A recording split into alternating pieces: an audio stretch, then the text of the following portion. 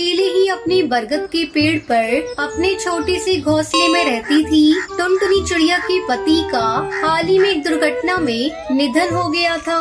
तब से टुनटुनी चिड़िया अकेले ही अपना जीवन बसर कर रही थी। टुनटुनी चिड़िया ने अपने घोंसले में 3 अंडे दे रखे थे।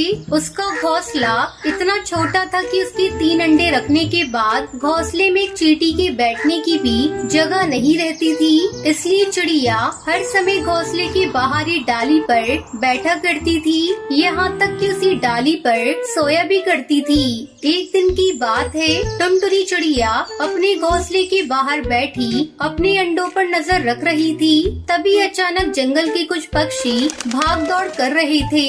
ये देखकर टुनटुनी चिड़िया हरिया काका को आवाज लगाती है। अरे हरिया काका, ओ हरिया काका।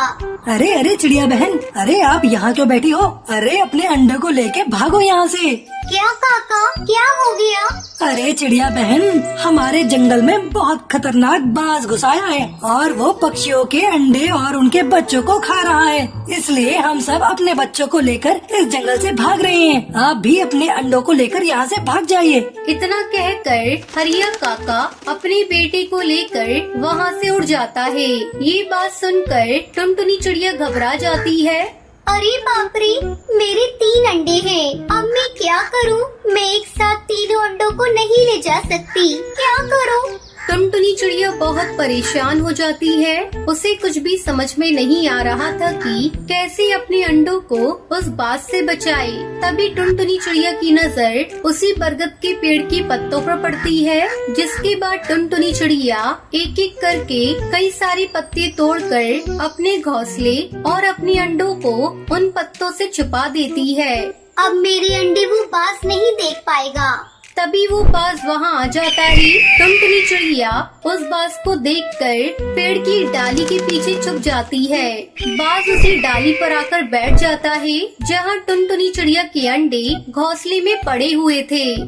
अरे बाप रे, ये बाज तो मेरे घोंसले के पास ही आकर बैठ गया।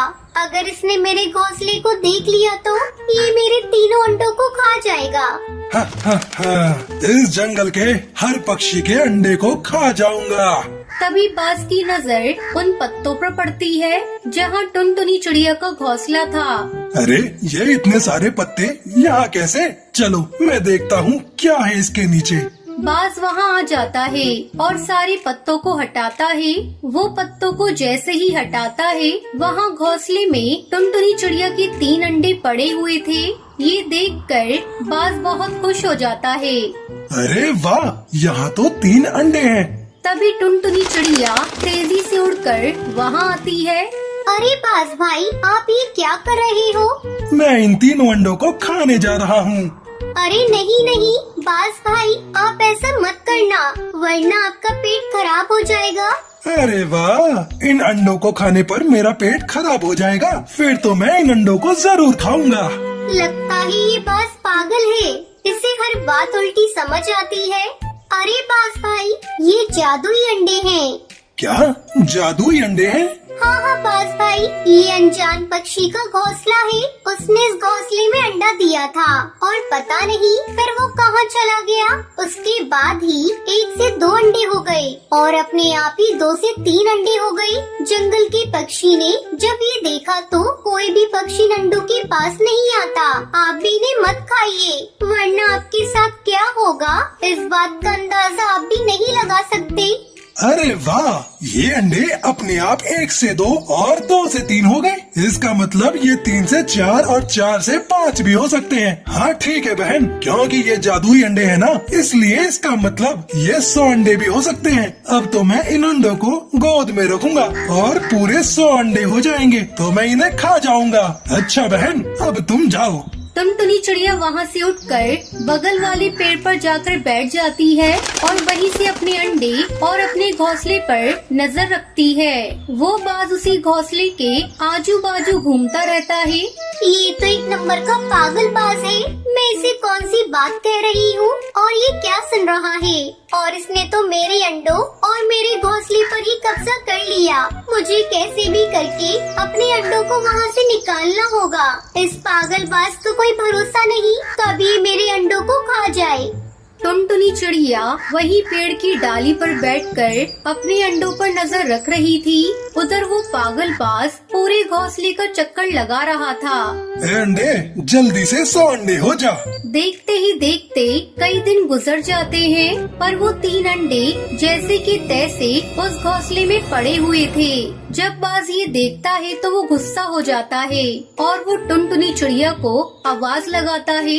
अरे कहाँ हो चिड़िया बहन, इधर आओ। टुनटुनी चिड़िया भी कई दिनों से वहीं बैठकर अपने अंडों पर नजर रख रही थी। बाज की आवाज सुनकर टुनटुनी चिड़िया उसके पास आती है। क्या हुआ बाज भाई? तुमने तो कहा था ये अंडे अपने आप 1 से 2 हो जाते हैं। इस पागल बाज के चक्कर में कहीं मैं पागल न हो जाऊं। पता नहीं कहां से इस पागल बाज को मेरे अंडे दिख रहे थे। अरे बाज भाई, ये जादुई अंडे हैं और ये 1 से 2 तभी होते हैं जब कोई भी इन्हें नहीं देख रहा होता। आप तो हर समय अंडों पर नजर रख रहे हो, तो फिर ये अंडे 3 से 4 कैसे होंगे? अरे बाज भाई, आप रात को सो जाया करो। जब आप रात में सो जाओगे ना, तो आप खुद देखोगे कि सवेरे ये अंडे 4 हो गए। अच्छा ऐसा है क्या? तो फिर आज रात को मैं सो जाऊंगा। रात के समय बाज उसी घोंसले के बाहर गहरी नींद में सो गया था। तभी टुनटुनी चिड़िया के एक अंडे से बच्चा निकल आता है। ये देखकर टुनटुनी चिड़िया फौरन अपने अंडों के पास आती है।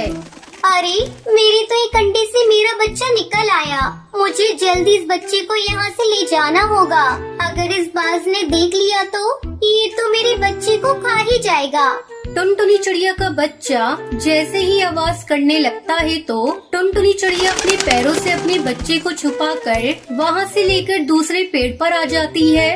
तभी दोनों अंडों से भी बच्चे निकल आते हैं। चलो, मेरे तीनों बच्चे तो अंडे से निकल आए हैं। अब मैं अपने बच्चों को लेकर यहाँ से कहीं दूर चली जाती हूँ। टुनटुनी चिड़िया अपने तीनों बच्चों को ले जाती है और वहाँ से बहुत दूर चली जाती है। उसके घोंसले में उसके अंडे के 2-2 खाली टुकड़े पड़े हुए थे। अगले दिन सवेरे जब वो पागलबाज इतने सारे खाली अंडे के टुकड़ों को देखता है तो उसे बहुत गुस्सा आता है। अरे ये क्या, ये अंडों को किसने फोड़ दिया? अरे वो टुनटुनी चिड़िया कहाँ है? टुनटुनी चिड़िया पागलबाज को पागल बनाकर वहाँ से बहुत दूर चली गई और अपने बच्चों के साथ खुशी खुशी रहने लगती है। जंगल में एक पेड़ पर रानी चिड़िया का घोंसला था। एक दिन कहीं से एक कौवा उड़ता हुआ आया और चिड़िया के घोंसले के पास बैठ गया। उसने चिड़िया से प्यार से बातें की और दोनों में दोस्ती हो गई। उस दिन के बाद से कौवा रोज रानी चिड़िया से मिलने आने लगा। दोनों ढेर सारी बातें करते और एक दूसरे के साथ टाइम बिताते थे। कई बार खाने की तलाश में भी साथ साथ जाते थे। एक दिन कौवा और चिड़िया खाने की तलाश में निकले। उड़ते उड़ते वो एक गांव में पहुँचे। वहाँ एक घर के आंगन में चटाई पर मिर्चें सूख रही थी। जब कौवे की नजर लाल मिर्च पर पड़ी, वो चिड़िया से बोला, देखो देखो लाल मिर्च। दोनों नीचे चटाई के पास आकर बैठ गए। चिड़िया बोली, चलो एक कंपटीशन करते हैं, देखें कौन ज्यादा मिर्ची खा पाता है। ठीक है, लेकिन जो जीता वो दूसरे को खा जाएगा। कौवा कंपटीशन के लिए तैयार हो गया। चिड़िया ने सोचा कौवा मजाक कर रहा है, इसलिए वो भी तैयार हो गई। दोनों ने मिर्ची खाना शुरू किया। चिड़िया ईमानदारी के साथ मिर्च खा रही थी, लेकिन कौवा चिड़िया से नजर बचाकर बेईमानी करने लगा। कौवा कुछ मिर्ची खाता और कुछ को चटाई के नीचे छिपा देता। इस बेईमानी की वजह से कौवा जीत गया। जीत की खुशी में वो चिल्लाया, मैं जीत गया, अब मैं तुम्हें खा जाऊंगा। कौवे की बात सुनकर रानी चिड़िया बहुत दुखी हुई। वो तो कौवे को अपना दोस्त समझती थी, लेकिन कौवे ने अपना असली रंग दिखा ही दिया। कौवा चिड़िया को खाने के लिए उतावला होने लगा। तब चिड़िया बोली, ठीक है, तुम मुझे खा सकते हो, लेकिन मुझे खाने से पहले अपनी चोंच धो कर आओ। पता नहीं तुम क्या क्या खाते हो और तुम्हारी चोंच बहुत गंदी रहती है। कौवा चिड़िया की बात मान गया और उड़कर नदी किनारे चला गया। जब उसने नदी से पानी मांगा तो नदी बोली, मैं तुम्हें पानी देने को तैयार हूँ, लेकिन पहले एक मटका लेकर आओ, उसमें जितना चाहो उतना पानी ले जाना। कौवा उड़ता हुआ कुम्हार के पास गया। सुनो,